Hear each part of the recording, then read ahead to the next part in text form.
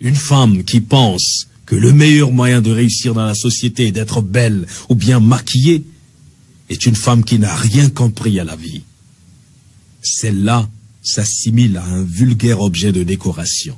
Fais donc attention à cela, car ce qu'elle pense, elle l'inculquera à tes enfants.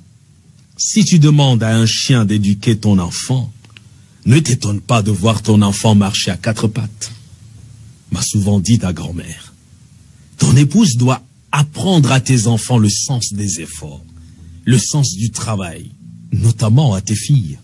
La réussite sociale d'une femme n'est plus d'épouser un homme qui a déjà réussi dans la société. On ne courtise pas sa future femme comme on courtise une copine. Amène-la souvent chez les tiens passer quelques jours. Tu pourras voir si elle sait s'occuper d'un toit et surtout cuisiner. C'est très important.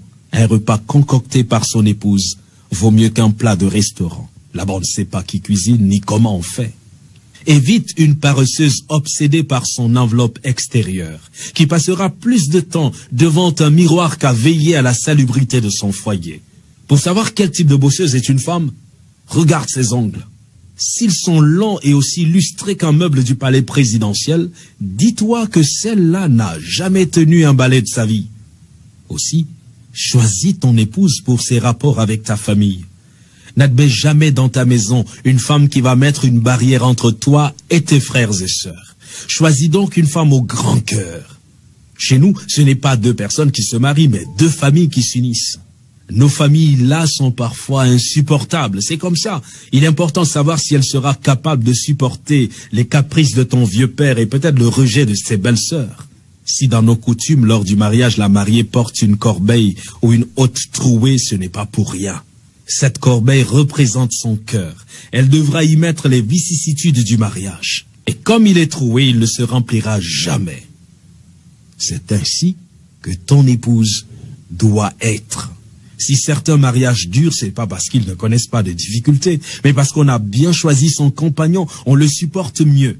Une dame qui plie bagage pour un oui ou pour un non ne sera que de passage dans ta vie, tôt ou tard.